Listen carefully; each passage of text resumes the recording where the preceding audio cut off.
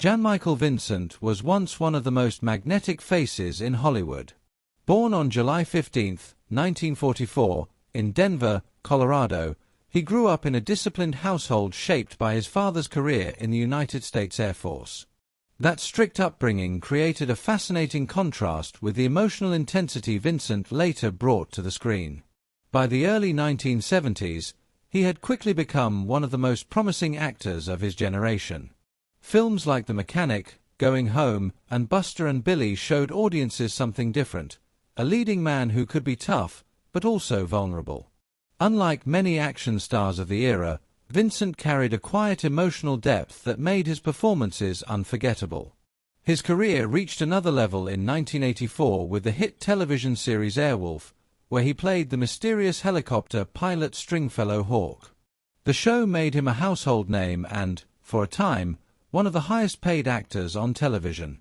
But behind the fame, Vincent's personal life was far more complicated. Struggles with alcoholism, legal issues, and a series of serious accidents gradually derailed the career that once seemed unstoppable. Hollywood, often quick to celebrate success but slow to forgive mistakes, eventually moved on.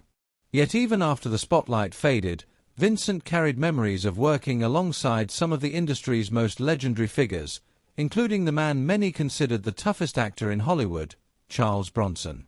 And according to Vincent, Bronson was far more complex than his fearsome on-screen reputation. People saw him as this unbreakable tough guy, Vincent once reflected.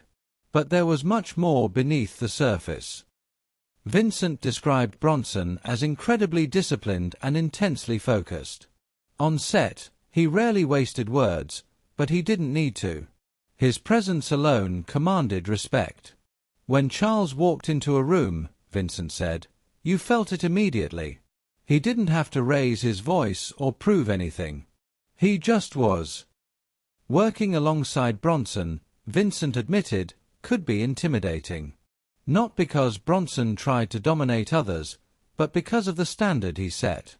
You had to bring your best every single day, Vincent explained. He never cut corners. If you were standing next to him in a scene, you couldn't fake it. But away from the cameras, Bronson was surprisingly different from his tough guy image. Vincent remembered him as quiet, private, and even possessing a subtle, dry sense of humor.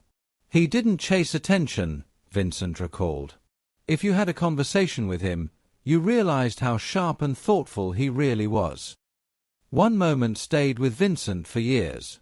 During a scene, Bronson demonstrated a small adjustment to a performance, without giving a speech or explanation.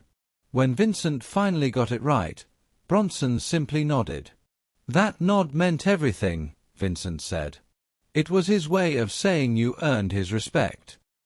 Looking back years later, Vincent realized something important. Charles Bronson wasn't legendary because he played fearless characters. He was legendary because of the discipline, dedication, and quiet strength he brought to every role. Hollywood has had many tough guys, Vincent reflected. But someone like Charles Bronson, there was only one. And for those who shared the screen with him, that presence left a mark that would last a lifetime.